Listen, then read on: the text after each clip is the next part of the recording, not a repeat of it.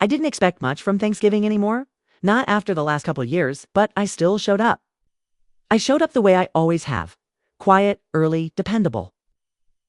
I started the morning peeling potatoes by the sink, hands aching like they always do when the weather turns cold. I had just turned 69 that month. No cake, no phone call. Just an automated email from the pharmacy reminding me to pick up my thyroid meds. But when my son David asked if I could help with Thanksgiving dinner again this year, I said yes. Like I always do. Kelsey, my daughter-in-law, had called a few days before. Her voice was sweet, soft, almost too polite. Would you mind getting started on the turkey early this year, Linda? I just have so much to do with the girls in the house. I didn't argue. I never do. I said I'd be there by 8 a.m. sharp, and the girls barely noticed I was there when I arrived. Even though I brought pumpkin pie, sweet potato casserole, and the same cranberry sauce recipe my mother taught me when I was 16. Hold on a moment before we move forward. Let us know where in the world you're watching from.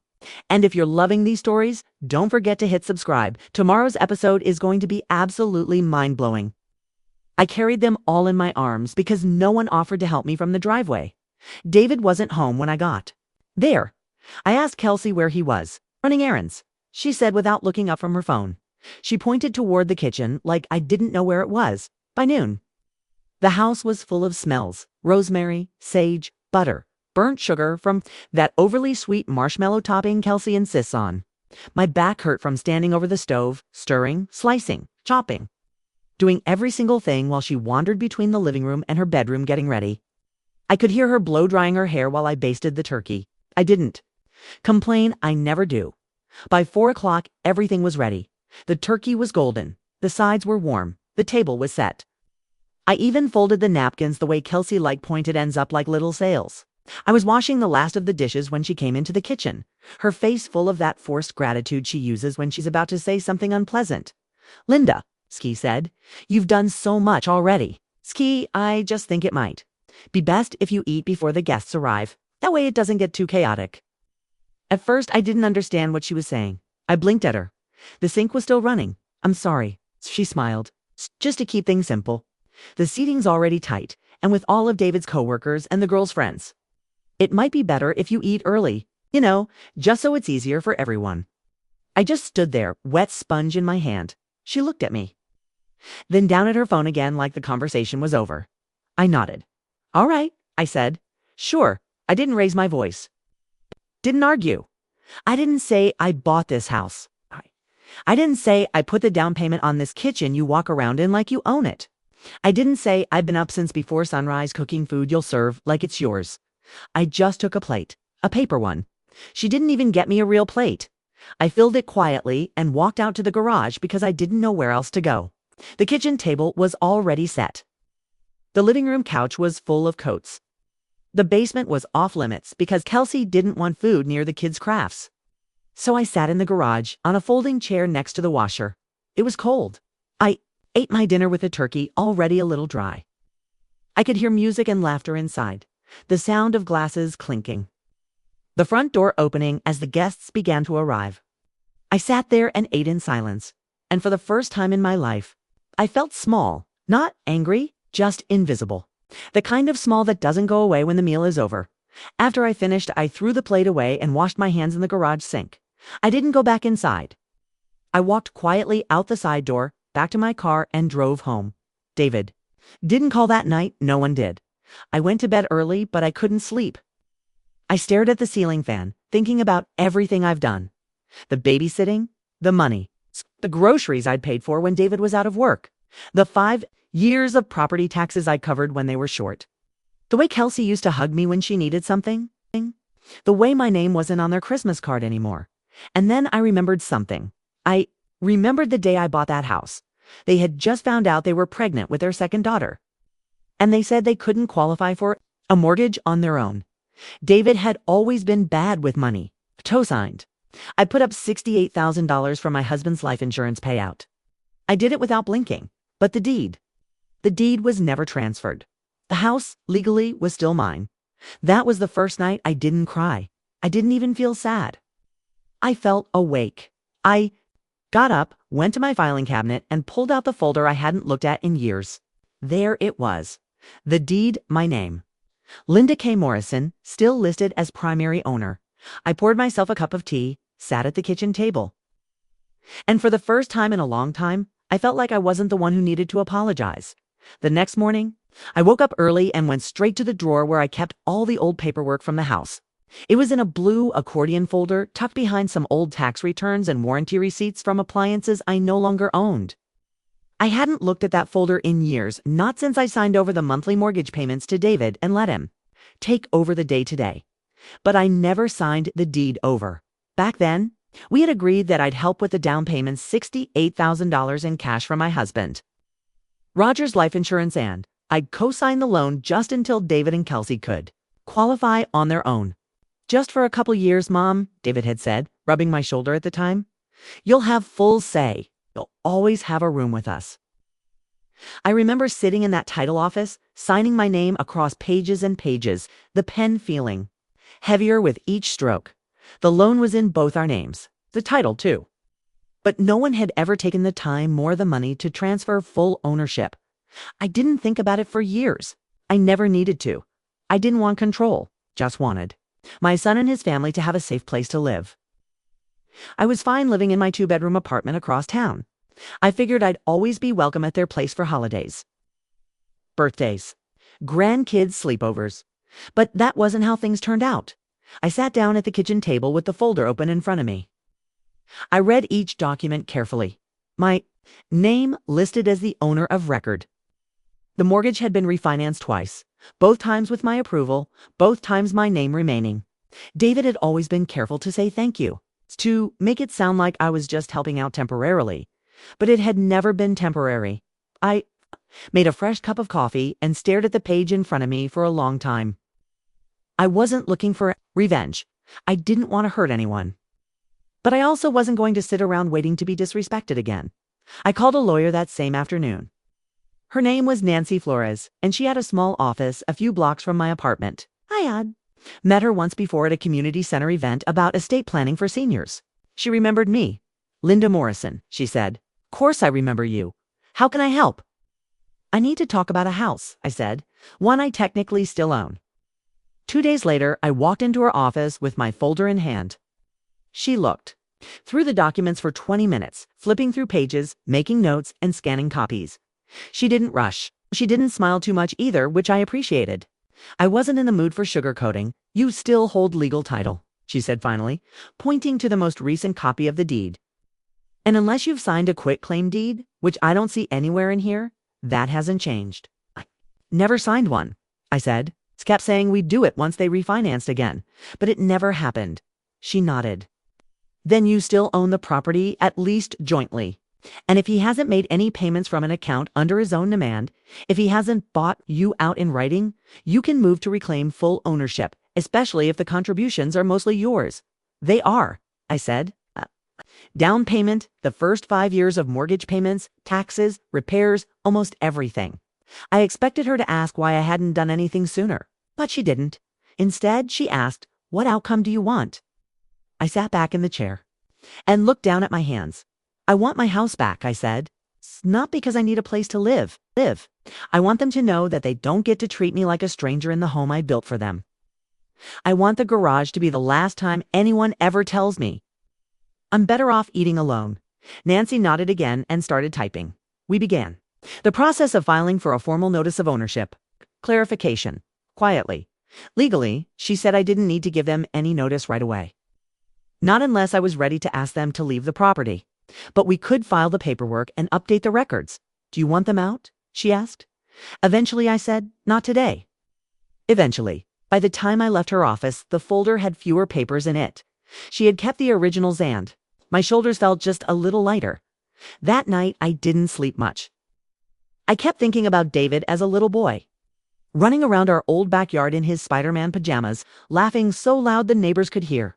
I thought about the Christmas mornings when I worked overtime just to buy him that new bike, or the year I sold my grandmother's wedding ring to help cover his tuition. And now here I was sitting in a 1-bedroom apartment with flickering lights and a leaky faucet while my son and his wife served Thanksgiving dinner in a house I paid for without saving me a seat at the table. The next day, I had a call from David. I almost didn't answer. "Hey, Mom," he said. "Kelsey wanted to know if you got home all right." "I did," I said. There was a pause. "Listen, about Thanksgiving. I know it was a little hectic. I'm sorry if it felt a bit rushed." "You mean the part where I ate in the garage?" I said, keeping my voice steady. He cleared his throat. "Kelsey just didn't want things to feel too crowded. You know how her anxiety gets?" I said nothing. "She thought maybe you'd be more comfortable. Not in the middle of everything. Still, nothing, Mom. Are you mad?" "I'm not mad," I said finally. "Clear." "Clear about what?" "About where I stand," I said, "and where I don't." He didn't know what to say. I let the silence sit. "I'll let you go," I said. "I have some things to take care of." He didn't call again after that, but 3 days later, got a text from Kelsey. "Hey, Linda, just wondering if you could take the girls next week on Thursday. I have a hair appointment and David's got a work thing, LMK." I stared at it for a while. Then I typed back, "I won't be available." It's no explanation. It's no apology, just that she didn't respond. The week after, I met with Nancy again. She had pulled the most recent tax records and verified that my name was still listed as the property owner. She had also prepared the letter we would send if I chose to move forward with a formal eviction notice. "We don't have to do this yet," she reminded me, "but it's ready when you are." I didn't say yes, not yet, but I didn't say no either. That Friday, I drove past the house. I didn't stop, didn't knock. I just drove slowly, remembering the day we first signed the papers, how David and Kelsey stood on the porch smiling, their hands resting on her pregnant belly. I remember thinking, this is worth it. Even if they forget, I'll know I did something good. But now I wasn't sure they had just forgotten. Maybe they never really understood in the first place. And maybe it was time I reminded them. The week after I met with Nancy again, I started taking a few more walks. It's just around the block, sometimes a little farther if my knees let me. The weather had dropped a few degrees. Most mornings the air had that quiet chill that makes your hands feel stiff and your ears hurt. I liked it. It's kept my mind focused. I thought a lot during those walks about what kind of mother I had. Ben, about the kind of son David had turned into. I wasn't trying to paint myself as a saint. I had made plenty of mistakes. I had yelled too much when he was a teenager, worried too hard about his grades, pushed too much when he didn't, seemed interested in school, but I had always showed up. When Roger passed, David was in college. I still remember sitting him down to tell him. He cried. Then I cried. I paid the rest of his tuition without ever telling him how hard it had been to stretch the money. He graduated, moved back home for a year, met Kelsey a few months later. Things moved fast after that. I liked Kelsey at first. She was polite, clean. She used to bring me tea when I was folding laundry or watching the girls. She'd say things like, "I'm so lucky to have a mother-in-law like you, Kay," and she'd call me Mom sometimes, which I never asked for but appreciated, Kay. But over time, those little gestures got fewer. The hugs became quick waves. Tea stopped. Then the phone calls became texts. Then silence. Unless they needed something.com. Kelsey asked me for help before Thanksgiving was the week she and David went on a 3-day trip to Napa. They wanted a mental health reset, she said.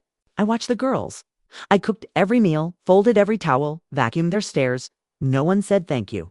When they came back, Kelsey didn't even ask how the kids had been. And now I was the one who didn't belong at the table. Nancy had told me to take my time. You don't need to rush this, she said. You've waited years.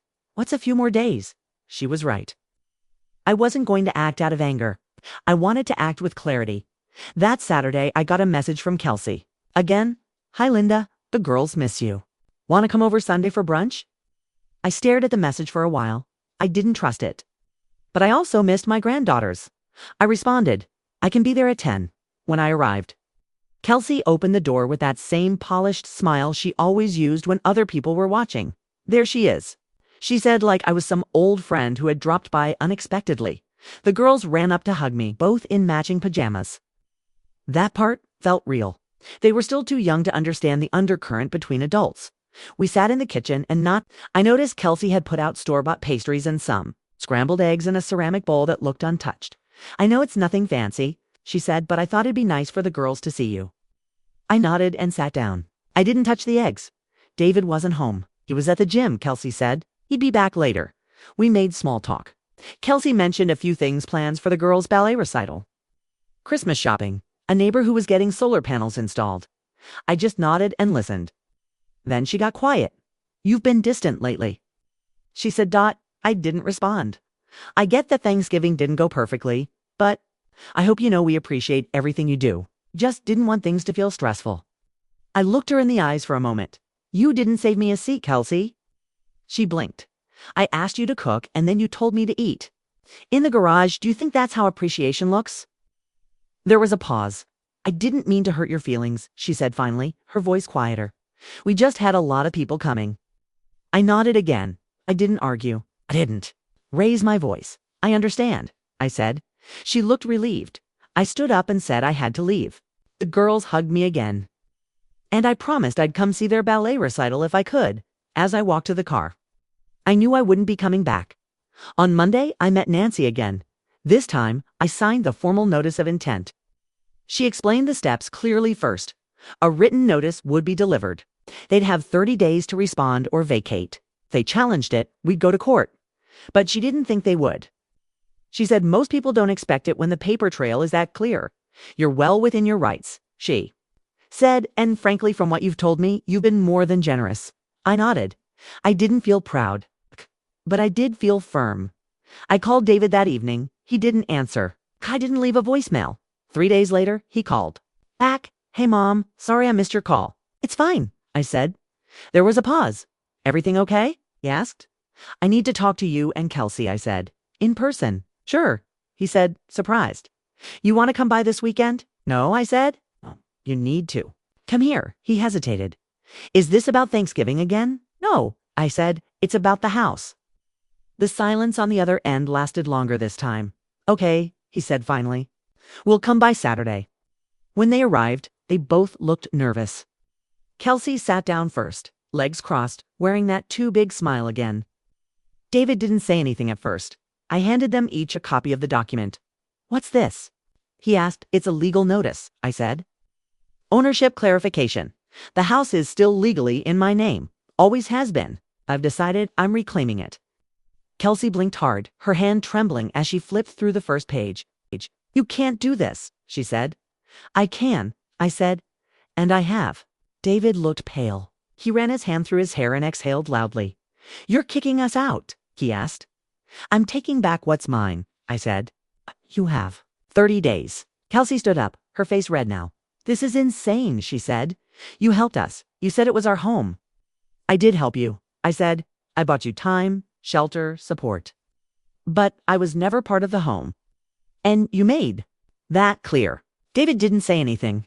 He just kept staring at the paper. I don't want to fight, I said, but I'm not going to be erased anymore. Kelsey started to say something, but David stopped her. We need to go, he said quietly. They left without another word. I stood by the window and watched them get into their car. Kelsey was crying. David was gripping the steering wheel like he didn't know where to go, and I stood there with a quiet understanding that some things don't fix, but they can be reclaimed. After they left my apartment, I didn't sit down. I didn't cry. I didn't double back on my decision. I walked straight to the sink, washed the 2 untouched mugs from earlier, and put everything back where it belonged. That's what years of being quiet does to you. It teaches you how to keep yourself moving, even when your heart feels like it's been cracked in half. That night, I made a small dinner. Nothing complicated, just some soup and toast. I turned off my phone before I sat down. I didn't want to see if David called. I didn't want to read any messages from Kelsey. I knew what they'd say anyway. Something rehearsed. Something halfway between guilt and control. The next morning, I opened the blinds and checked the mailbox. Nothing yet. Nancy had said they'd probably try to respond somehow, whether directly or through a lawyer. But until then, I was to remain calm and keep a written record of everything. By that afternoon, the first message came. Text from David. We need to talk about this. There has to be another way. I read it. I didn't respond. That was Monday. On Tuesday, Kelsey called. I let it ring. On Wednesday, she texted, "You're doing this to your granddaughters too, you know?" That one sat in my chest like a stone. I didn't reply. Not because it didn't hurt, it did, but because I finally understood that they weren't trying to fix anything. They were trying to pull me back into the same role I had always played. The helper, the fixer, the one who sacrifices. Thursday. Morning, I opened my calendar and made a list of things I had put off for years. Doctor appointments, dentist, new curtains for my apartment. I added call Social Security office, check survivor benefits review. It was the kind of list people make when they finally remember they have a life outside of someone else's. That weekend, started canceling things quietly. The joint credit card Kelsey used to buy household items, gone, was under my name. Anyway, the automatic grocery subscription I paid for and sent to their house monthly, canceled. The monthly contribution I was still making to the girls' education fund, frozen. Not deleted, just paused. Until I decided what came next. On Monday, I called Nancy again. She confirmed that the paperwork had been filed with the local court. The official notice had been received and signed for. They haven't contacted me, she said, so far. They're trying to handle it on their own, I said, or pretending it'll go away. They have until the 30th, she reminded me. Then we proceed. Later that day, David finally called. I answered. Mom, he said, can we meet? I don't think that's a good idea, I said. He sighed. I just think if we sit down, all of us, we can figure something out. There's nothing to figure out, David. This is your family, he said, his voice rising just slightly. I'm aware. Silence. Then he said something that made my stomach turn. Kelsey thinks you're doing this out of spite. That maybe you're lonely. That maybe this is your way of punishing us. I'm doing this because I finally see the truth, David. I said, not because I'm lonely, not because I'm angry, but because I will not spend the rest of my life begging for a chair at a table I paid for. He didn't respond. You have 19 days, I said. I suggest you use them wisely. Hung up. I sat in the kitchen afterward, not shaking, not crying, just still by the end of that week. I had blocked both their numbers. I told Nancy I didn't want further personal communication unless it came from a lawyer. She agreed. Do you want to consider listing the property after repossession? She asked. Or do you plan to move in? I haven't decided yet, I said. But I won't be leaving it in their hands. Okay. The idea of living there again made my stomach twist. Not because it wasn't a beautiful home, it was. I had picked the lot myself. I helped choose the tiles, the kitchen cabinets, even the layout of the back patio, but now the walls carried memories I couldn't erase of being sent out of sight, told to eat early, treated like a burden. A week later, I drove by. The curtains were closed. The holiday lights David used to hang were nowhere in sight. Parked across the street and just watched for a few minutes. Kelsey came out to grab a package from the porch. She looked thinner, distracted. The kind of distracted that doesn't come from being busy, it comes from fear. She looked both ways before going back inside. I didn't feel proud, but I didn't feel guilty either. I felt something else, detached. They had always assumed I'd never leave, that I would keep showing up, keep paying, keep fixing. They confused love with obligation. They confused silence with approval. But they didn't understand the cost of quiet, how heavy it gets over time. It doesn't happen all at once. You don't wake up one day and decide to cut someone off. It happens slowly. It happens after enough ignored birthdays, after enough empty thank yous, after enough holidays spent eating in garages. They had built their life on the assumption that I'd never stop being available. Now they were learning what it meant when I did. On the 30th day, just before 11 a.m., the certified letter was officially delivered. I had asked Nancy to send it through the court-appointed process server too. Make sure there were no excuses. No, we didn't get it messages later. She called me right after it was signed for. It's done, she said. They've been served. I didn't ask who opened the door. I didn't want to know if it was David or Kelsey standing there. When the man handed them the envelope, what mattered was that now it was real. I went about the rest of my day like usual. I took a walk. I cleaned the front window. I made a pot of chili that I portioned out for the freezer. I didn't check my phone once. I had no plans to. At 5:43 p.m., I got a knock at the door. It was David. I didn't open it right away. I just stared at him through the peephole. He looked tired. Not like he'd been crying, but like he hadn't slept right in days.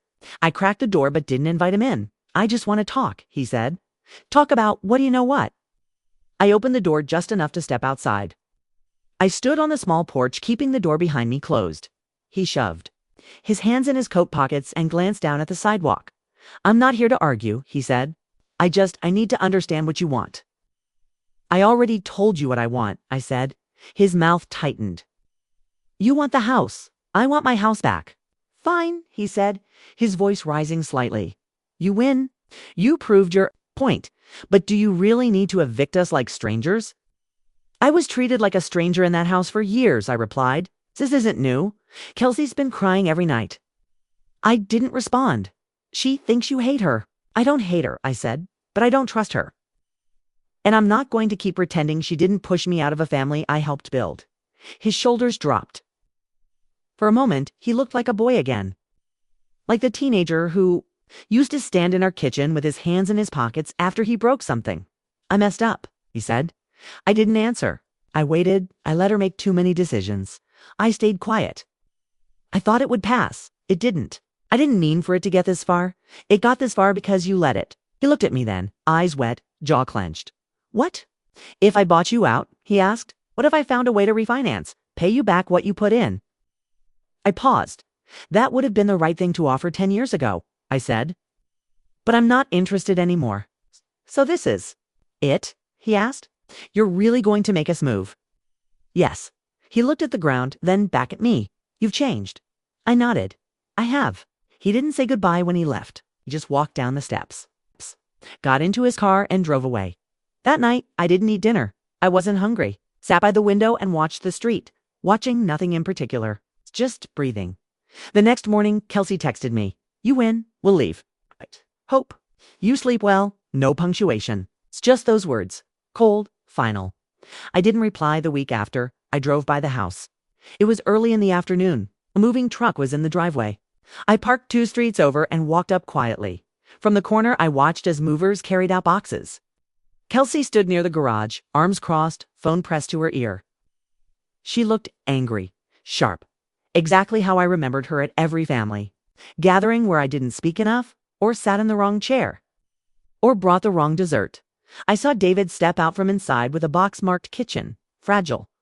He walked slower than usual. He placed the box on the truck's ramp and looked up. He spotted me. He didn't wave. I turned and walked back to my car. I didn't need to see the rest by Friday. Nancy called again. They vacated, she said. I had a local inspector verify. The key was returned to the box we left on the porch. It's yours? I drove there alone the next morning. I had a copy of the key already made. When I turned it in the lock and stepped inside, everything was quiet. The house smelled like cardboard and dust. The kitchen was bare. No photos, no magnets on the fridge. The dining table was gone. The walls still had a few marks from where pictures used to hang, little squares of discoloration surrounded by beige paint. I walked through each room slowly, touching nothing. Looking in the back bedroom, I found a single item left behind. A framed photo. It was a picture from Christmas 5 years ago. Me, David, the girls, Kelsey, all smiling on the front steps. I stared at it for a long time. Then I turned it face down and left it on the floor. I didn't want to keep it. The house didn't feel like a home yet. Not mine, not theirs. It was somewhere in between, but it was quiet. And for now, that was enough before I left. I opened every window, let the air move through it again, let the silence settle in. They were gone, and I was still here. It took me 4 full days to clean the house from top to bottom. I didn't ask anyone for help. I wanted to do it myself. Every room I scrubbed felt like another layer being peeled off. The bitterness, the memories I didn't want to carry. I didn't go looking for hidden things. If they had forgotten anything, I left it in a box by the door. When the box was full, I taped it shut, wrote return to David Morrison in black marker, and dropped it off at the post office. I didn't keep anything that wasn't mine. The bedrooms were bare. The walls still had faint outlines of where framed art and family pictures used to hang. I patched the holes with putty. I didn't paint over them right away. I wanted to sit with the emptiness first. In the master bedroom. They had left behind a cracked full-length mirror leaned against the wall. I stood in front of it. I didn't look for sadness. I didn't check for regret. I looked for someone I had forgotten to remember. Myself. The kitchen was the hardest. I had cooked every Thanksgiving meal in that space. Every birthday cake. Every weeknight dinner when they were both working late. My hands knew the layout better than my own apartment. That kitchen had become my quiet workspace. The place I served without being seen. Now it was mine again. I replaced the drawer liners. I bought a new kettle. I restocked the pantry with food I actually ate. I filled the fridge with groceries that made sense for one person, not a family of 4.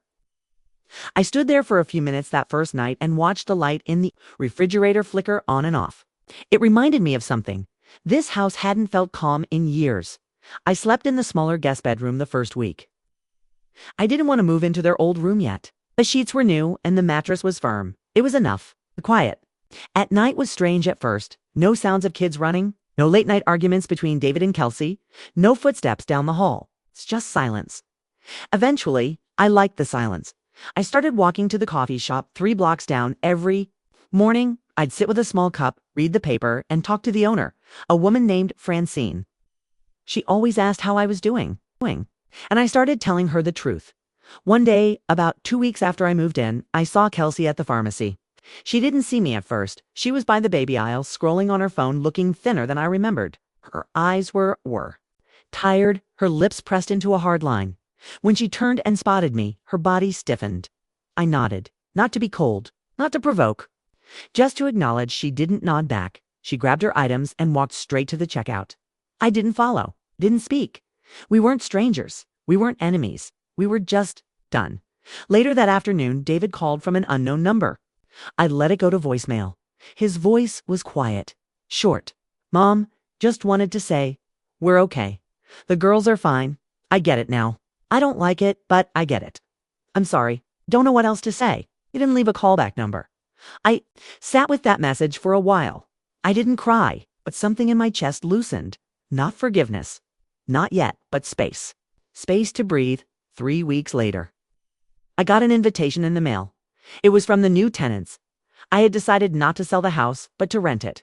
Not to make money. I wasn't hurting for income, but because I didn't want it sitting empty. I wanted it lived in. I wanted new memories in those walls. I found a young couple through a friend of Nancy's, 2 teachers in their 30s. No kids yet, looking for a quiet place to settle down. They had invited me to their housewarming. Just a simple afternoon potluck with neighbors. They included a handwritten note. Thank you for trusting us with your home. We hope we make you proud. I went. I brought a pie, store-bought. I didn't feel the need to prove anything anymore. The house looked different, warm. The curtains were floral. The walls had been repainted. The garage door had a new coat of paint, and someone had planted lavender by the front steps. Inside, everything was filled with light. They had already unpacked most of their things. A few kids from down the street were running in the backyard, even though it was chilly. One of the new tenants, her name was Claire, came up to me and said, you must be Linda. Everyone told us you used to be the heart of this block. I smiled. Just a little. Not always, I said, before I left. She packed me a plate of food and said we saved you a seat, just in case. I thanked her, but told her I'd eat it at home. Not because I wasn't welcome, but because I had a place to go. A place that belonged to me. That night, I sat at the kitchen table, same table, different house. I didn't need anyone else there. I didn't need applause. I didn't need a front row seat. I just needed one thing, a chair that was mine. And this time it was